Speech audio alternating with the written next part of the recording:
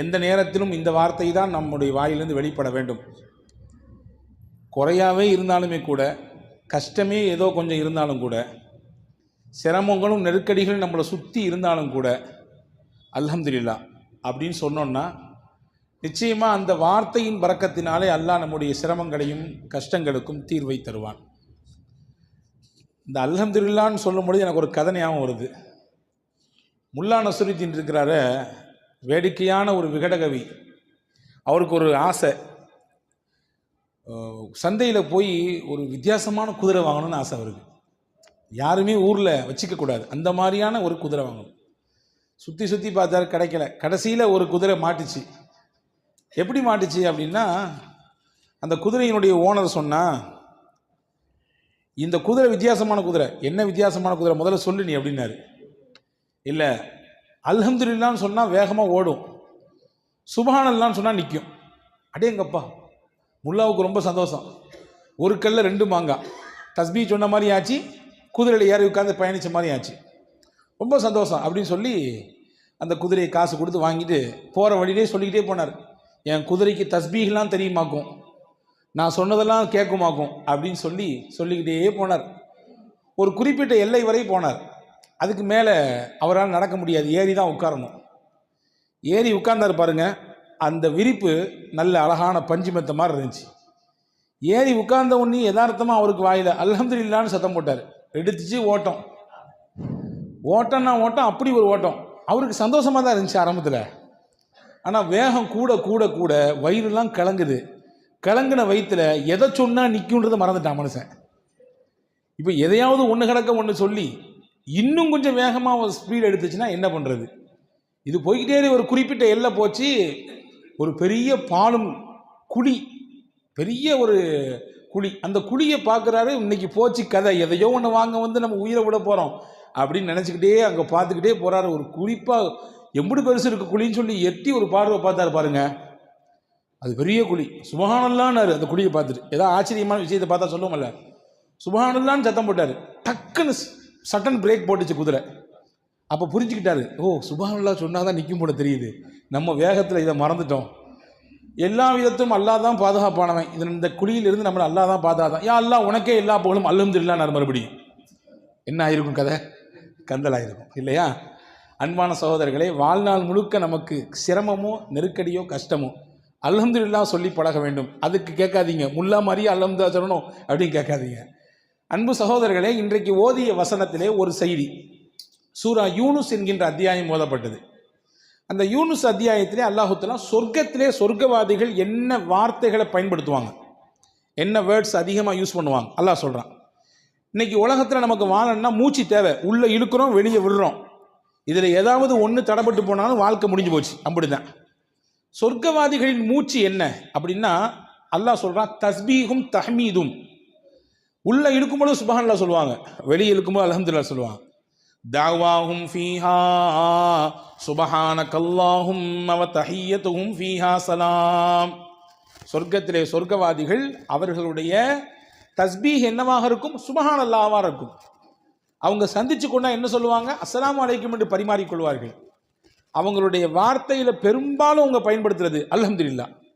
துவக்கம் சுப்ஹானல்லாஹ், இடையில் சலாம், முடிவிலே அல்ஹம்துலில்லாஹ். இதை தான் அவர்கள் அதிகப்படியாக பயன்படுத்துவார்கள் என்று அல் குர்ஆன் ஷரீஃப் நமக்கு தெளிவுபடுத்துகிறது. அன்புக்குரிய சகோதரர்களே, நல்ல உணவை நாம் சாப்பிட்றோமா இல்லையா? எத்தனையோ நபர்கள் உலகத்திலே எச்சில் இலையில் கிடைக்கக்கூடிய உணவு தான் அவர்களின் வயிற்று பசியை ஆற்றுகிற உணவு. உலகத்திலே பசியோடி ஒரு புறம் பார்த்தால் அதிகப்படியான டன் கணக்கிலே உணவு விரயமாகிறது. அதே மறுபுறம் பார்த்தால் ஒரு வேளை சாப்பாட்டுக்கு கூட உணவில்லாமல் பசியோடு இரவை கழிக்கக்கூடியவர்களுடைய பட்டியல் லட்சக்கணக்கில் கூடி இருக்கிறது. இப்போ நல்ல சாப்பாடெல்லாம் தர்றான், அதே மாதிரி நல்ல தண்ணியை குடிக்கிறோம், நமக்கு நினைக்கிற மாதிரி தண்ணி நமக்கு கிடைக்குது. அதே மாதிரி நம்முடைய உடல் உறுப்புகள்லாம் சலாமத்தாக இருக்குது. ஏதாவது அவயங்கள் துண்டாக இருக்கிறதா அல்லது இழப்பு ஏற்பட்டிருக்குதா? இல்லை, அல்ஹம்துலில்லாஹ் ஓரளவுக்கு உடல் உறுப்புகள் சலாமத்தாக இருக்குது. அதே மாதிரி நமக்கு அல்லாஹ் பெற்றோரை தந்திருக்கான். இவங்க தான் பெற்றோர், இவர் தான் அப்பா, இவர் தான் அம்மான்னு நமக்கு தெரியுது. உலகத்தில் எத்தனையோ பேர் தன்னை பெற்றவங்க யாருன்னே தெரியாது, அவங்களுக்கு தான் பிறந்த ஊர் என்னன்னு தெரியாது. நாடு என்னன்னு தெரியாது. அப்படியே நாடோடிகளாக வாழ்பவர்கள் உலகத்திலே உண்டு. அதே மாதிரி அல்லாஹ் தஆலா நமக்கு சந்ததிகளை தந்திருக்கிறான், பிள்ளைகளை தந்திருக்கிறான். எத்தனையோ பேர் பிள்ளை வேண்டும் என்ற ஏக்கத்தில் இருப்பவர்கள் உண்டு. அதே மாதிரி ரப்புல் ஆலமீன் அல்லாஹ் ஏதோ கொஞ்சம் நஞ்ச ஆரோக்கியத்தை நமக்கு வைத்திருக்கிறான். நிறைய பேருக்கு ஆரோக்கியம் ஃபுல்லாக இருக்குது, ஒரு சில பேருக்கு நெருக்கடிகள் இருக்கத்தான் செய்யுது. ஆனால் நீண்ட வருஷங்களாக பல்லாண்டு காலமாக படுக்கையில் கிடக்கக்கூடிய நிலையிலிருந்து அல்லாஹ் நம்மளை பாதுகாத்துட்டான். இது எல்லாத்துக்காகவும் நீ அல்லாஹுக்கு ஒரு நாளைக்கு எத்தனை அல்ஹம்துலில்லாஹ் சொல்லணும், எத்தனை தடவை அல்லாஹ்விற்கு நாம் நன்றி செலுத்த வேண்டும். அன்பு சகோதரர்களே, நன்றி செலுத்தியவர் நிச்சயமாக ஒரு காலம் அவருக்கு குறை வராது என்று குர்ஆன் சொல்கிறது. நீங்கள் உங்களுக்கு கொடுக்கப்பட்ட அருளுக்கு நீங்கள் நன்றி செலுத்தினால் நிச்சயமாக இன்னும் மேலே அதிகமாக தருவேன் உங்களுக்கு. ஒன்றும் இல்லைங்க, சாதாரணமாக பார்ப்போம். ஒரு நண்பர் தன்னுடைய மாமனார் நல்ல விலை உயர்ந்த வாட்ச், ரேடோ வாட்ச் வாங்கி கொடுத்தார். அதை போட்டு தன்னுடைய நண்பர்கிட்ட காட்டினார். ஐயா, மாமனாருடைய அன்பளிப்பு எவ்வளோ தெரியுமா, 2.5 லட்சம் ஆகும் அப்படின்னாரு.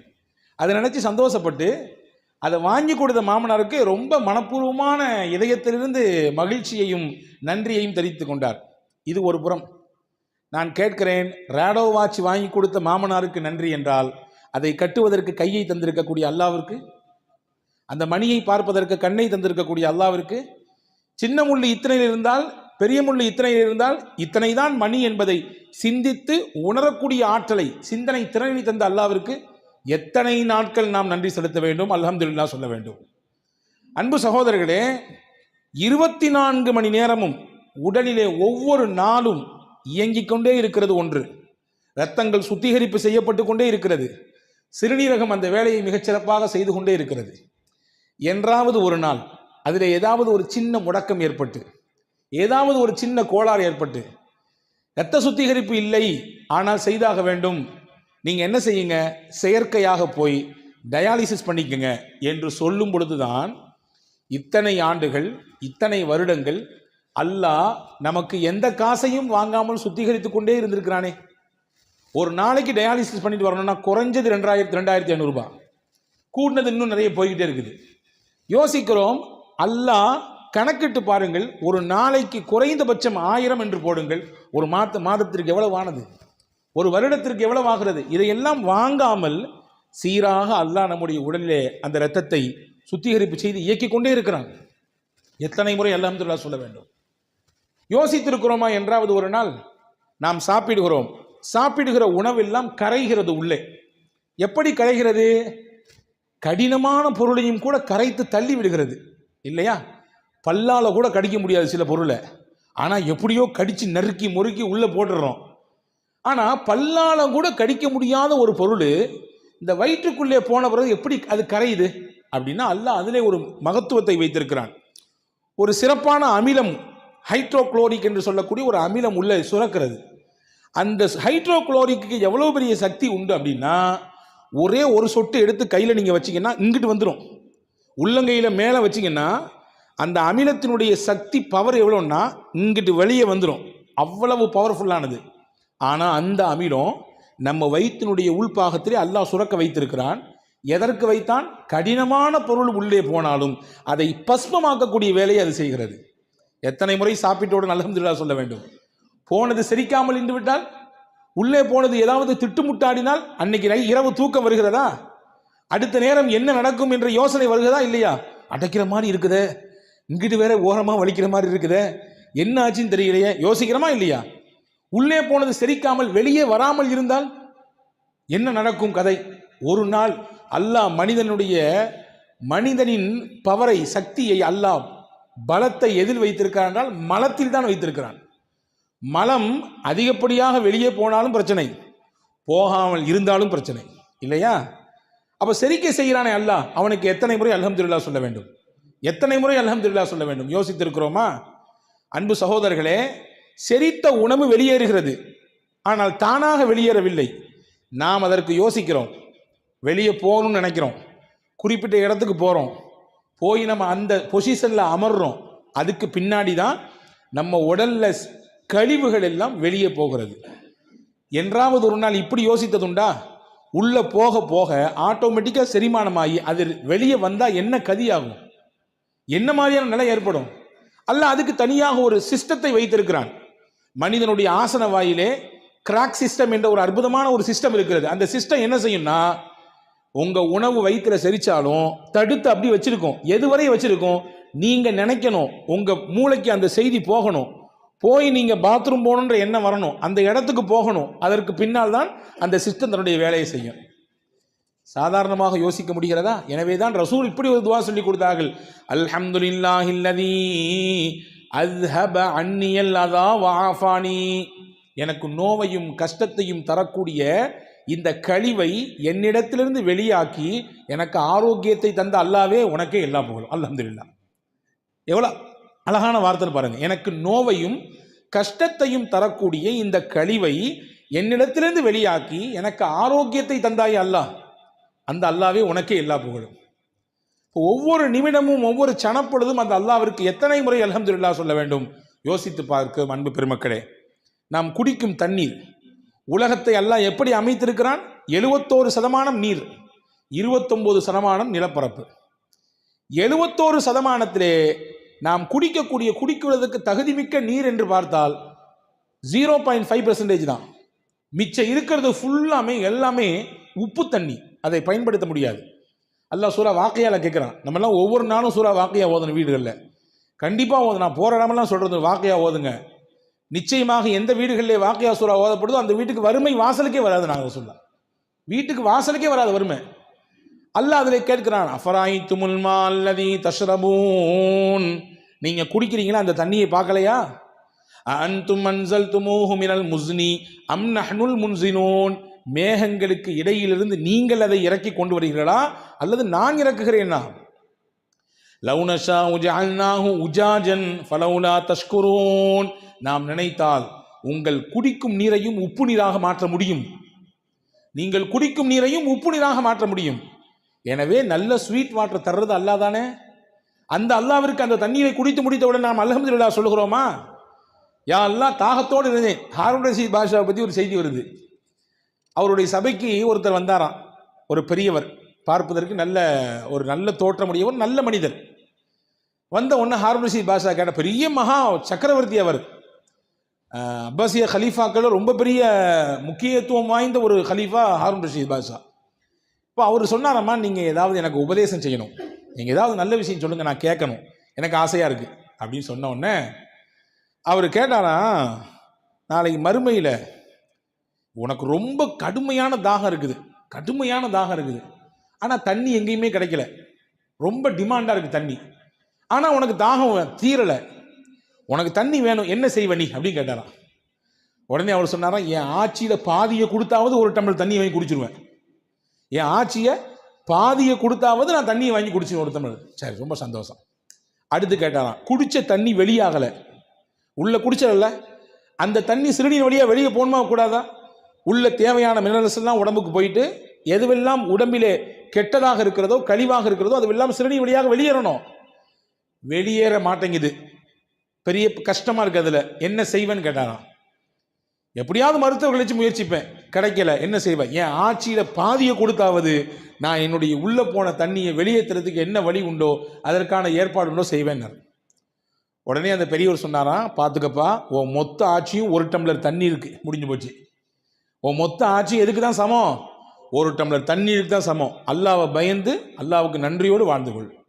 எல்லாம் இருக்கு, என்கிட்ட கார் இருக்குது, நல்லா படிச்சிருக்கேன், நிறைய பேங்க் பேலன்ஸ் இருக்குது, அல்ஹம்துலில்லாஹ் போதுமான அளவுக்கு சொத்து இருக்குது, என்ன வந்தாலும் பார்த்து அப்படின்ற மனப்பால் குடிச்சிட வேண்டாம். எல்லாமே ஒரு டம்ளர் தண்ணீர் தான் இருக்குது. எல்லாத்துக்குமே பாடம் இது, எல்லாத்துக்கும், எனக்கும் பாடம் உங்களுக்கும் பாடம். ஒரு டம்ளர் தண்ணி தான், உள்ள போகலனாலும் பிரச்சனை, போன தண்ணி வெளியே வரலனாலும் பிரச்சனை. எனவே அல்லாவை பயந்து உன்னுடைய வாழ்க்கையை அமைத்து அல்லாவுக்கு நன்றி சொல்லு என்று சொன்னார்கள் அந்த பெரியவர் என்பதாக நாம் வரலாற்றை பார்க்கிறோம். அன்பர்களே, குறைவாக என்ன கொடுத்தாலும் அல்ஹம்துலில்லாஹ், நிறைவாக இருந்தாலும் அல்ஹம்துலில்லாஹ். ஆனால் நம்மள பழக்கம் என்ன தெரியுமா? எது நமக்கு கம்மியாக கிடைச்சதோ அல்லது எது கிடைக்கலையோ அதை நினைச்சு அங்கலாய்ந்து கொண்டே இருப்போம். ஏதாவது ஒரு சின்ன பிரச்சனைனாலும் அதை பற்றி புலம்பி தள்ளுவோம். எப்படிங்க இருக்கிறீங்கன்னு யார்ட்டையா கேளுங்களேன். இங்கே அல்ஹம்துலில்லாஹ் நீங்கள் சிறப்பாக சொன்னீங்க, வெளியே கேட்டு பாருங்க, எங்க ஜரத், முதுகு வலி, மூட்டு வலி, அங்கே வலி, இங்கே வலி, கடையில் பிரச்சனை, வீட்டில் பிரச்சனை என்று நமக்கு எதுவெல்லாம் குறையோ அதை மட்டுமே வெளிப்படுத்துவோம். நிறையின் பக்கத்தை பார்க்கவே மாட்டோம். அன்பர்களே, எது கிடைக்கிறதோ அது குறைவானாலும் அல்ஹம்துலில்லாஹ் என்று சொன்னால் அல்லாஹ் நிறைவாக தருவான். பாருங்கள், ஒரு செய்தியோடு முடிக்கிறேன். பெருமானா ஸல்லல்லாஹு அலைஹி வஸல்லம் முஸ்னத் அஹமதில் இந்த ஹதீஸ் வருகிறது. ரசூல் ஸல்லல்லாஹு அலைஹி வஸல்லம் வீட்டோடய ஒருத்தர் போனார். ரசூல் ஸல்லல்லாஹு அலைஹி வஸல்லம் என் கையில் கொஞ்சம் பேரிச்சம்பழம் வச்சுருந்தாங்க. அதில் ஒரு பேரிச்சம்பழத்தை எடுத்து அவர் கையில் கொடுத்தாங்க. ஒரே ஒரு பேரிச்சம்பழம், இதை வாங்கிட்டு என்ன செய்கிறது அப்படின்னு திருப்பி கொடுத்துட்டார். அதை என்ன செஞ்சார்? வாங்கி கொடுத்தது நீங்களும் நானும் அல்ல, இறை தூதர் முகமது ஸல்லல்லாஹு அலைஹி வஸல்லம். வாங்கியிருக்கலாம். அவர் ஒன்றை வச்சு எப்படி என்ன ஏங்க ஏதாவது யானை பசிக்கு சோள புரியன்னு கேட்பாங்கல்ல, அந்த மாதிரிலாம் கதையாக இருக்குன்னு நினச்சி கொடுத்துட்டாரு திருப்பி. ரசூல் சிரிச்சுக்கிட்டே இருந்தாங்க. அவர் போயிட்டார். இன்னொருத்தர் வந்தார். அதே மாதிரி ரசூல்லா கொடுத்தாங்க ஒரு படத்தை எடுத்து கையில். அவர் ரொம்ப பவ்யமாக குனிஞ்சு வாங்கிட்டார். நபி ஸல்லல்லாஹு அலைஹி வஸல்லம் தர்றாங்க. கொடுத்தது உங்களுக்கான சின்ன பழமாக இருந்தாலும் தர்றது அல்லாஹ்வின் தூதர். எனவே ரொம்ப மரியாதையாக வாங்கினார். ரசூல் ஸல்லல்லாஹு அலைஹி வஸல்லம் என்ன செஞ்சாங்க? உள்ள உம்மு சலமா ரதியல்லாஹு ஒருத்தர் ஒரு பிள்ளையை அனுப்பி ஒரு 40 திர்ஹம் கையில் இருக்கு வாங்கிட்டு வாங்கினாங்க. உள்ள உம்மு சலமா அம்மாட்ட 40 தங்க காசு இருக்கு வாங்கிட்டு வாங்கினாங்க. அந்த புள்ள போய் வாங்கிட்டு வந்தார். ரசூல் ஸல்லல்லாஹு அலைஹி வஸல்லம் அந்த ஒரு பேரிச்சம்பழத்தை ரொம்ப அருமையாக வாங்கி அல்ஹம்துலில்லாஹ் சொன்னார்ல, அவர் கொடுத்தாங்க. நீ அல்ஹம்துலில்லாஹ் சொன்னதுனால அல்லாஹ் உனக்கு கொடுத்த கிஃப்ட் இதுன்னாங்க. கிடைச்சது கொஞ்சம் தான் நினைச்சு நீ அங்கலாயவில்லை, நீ வருத்தப்படல, நீ அதை நினைச்சு புலம்பல, இதை வச்சு என்னத்தை பண்றது அப்படின்னு நினைக்கல. ரசூல் கொடுத்துருக்காங்க அல்ஹம்துலில்லாஹ் என்று சொல்லி வாங்கிட்டல்ல, அல்லாஹ் உனக்கு 40 திருப்பி தர்றான். நீ சொன்னதுக்காக வேண்டி அல்லாஹ் கொடுக்குற 40 அப்படின்னு சொல்லி ஒரு ஹதீஸ் சொன்னாங்க. மா நஅமல்லாஹு அலா அப்தின் நிஅமா ஃபகால அல்ஹம்துலில்லாஹ் இல்லா கானமா உஅதிய கஸீரம் மிம்மா உகித. அல்லாஹ் எந்த ஒரு அடியானுக்கு தன் புறத்திலிருந்து ஒரு அருளை கொடுக்கிறானோ அதை வாங்கி கொண்டு அவர் அல்ஹம்துலில்லாஹ் என்று சொன்னால் கொடுத்ததை விட அல்லாஹ் அதிகமாக கொடுப்பான். என்ன கிடைத்ததோ அதை விட அல்லாஹ் அதிகமாக கொடுப்பான். இதுதான் பழக்கம். இந்த உயர்ந்த பண்பு முஸ்லிம்களிடத்தில் இருக்க வேண்டும் என்று குர்ஆன் விரும்புகிறது. எனவே சொர்க்கவாதிகளின் பேச்சாகும் மூச்சாகும் அல்ஹம்துலில்லாஹ் இருக்குது. நீங்களும் உங்களுடைய வாழ்க்கையில உங்க அல்ஹம்துலில்லாஹ்வை நீங்க பேச்சாகும் மூச்சாகும் அமைத்து கொண்டால் உங்களுக்கும் அந்த உயர்ந்த சொர்க்கத்தை போய் சென்றடைய முடியும் என்கின்ற அழகிய விஷயத்தை அல் குர்ஆனிலே சூரா யூனுஸ் என்கின்ற அத்தியாயத்தின் இந்த வசனத்தின் வழியாக நமக்கு அல்லாஹ் எடுத்து எம்புகிறான். இன்ஷா அல்லாஹ் சொல்லலாமா எல்லாரும்? அல்ஹம்துலில்லாஹ். அல்லாஹு தாலா தௌஃபீக் செய்வானாக. முழுமையாக அவனை விளங்கி நல்லமல் செய்யக்கூடிய வாய்ப்பை அல்லாஹ் நசீபாக்குவானாக.